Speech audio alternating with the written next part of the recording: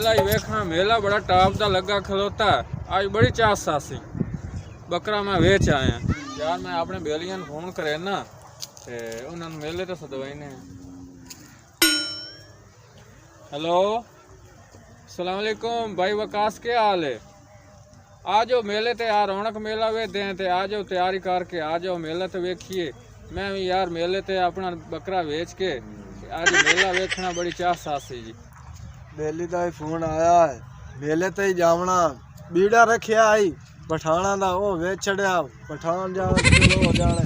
कर ली साहब ना दे नाल चलो मेले ते तजावी है बेली दा फोन ही आया है घर दे दाने बेच के ते ना मेले ते जाने यार मेले ते भी जामना है ते क्यों दा 300 रुपया भी ले दा दवाइयां लानियां अच्छा मैं ना दवाइयां मोर ला लिसा मेला बेचा यार मेरी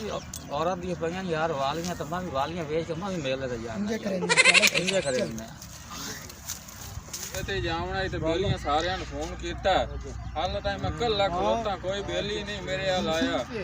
ते पता नहीं किस टाइम आसन इधर एक रल के होया था है ओ यार वालेकुम अस्सलाम कासम बहुत क्या हाल है ठीक है तू बेलियन किधर छोड़े हमदे पे चलो ठीक है आओ और रल के होए ओ यार भाई छोरा ठीक है तू बेलियन किधर छोड़े ओ वकास वाह भाई वाह आज तो मेला भरपूर क्या भाई और ठीक है चलो मेले ते चलिए चलो जाने आसे तो हुन पूरी वस्ती जेड़ी साडे नाल इकट्ठी हो गई आज तो मेले वेखण दी चास आसी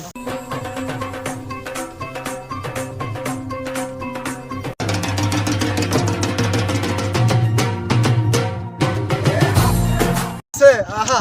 वाह वाह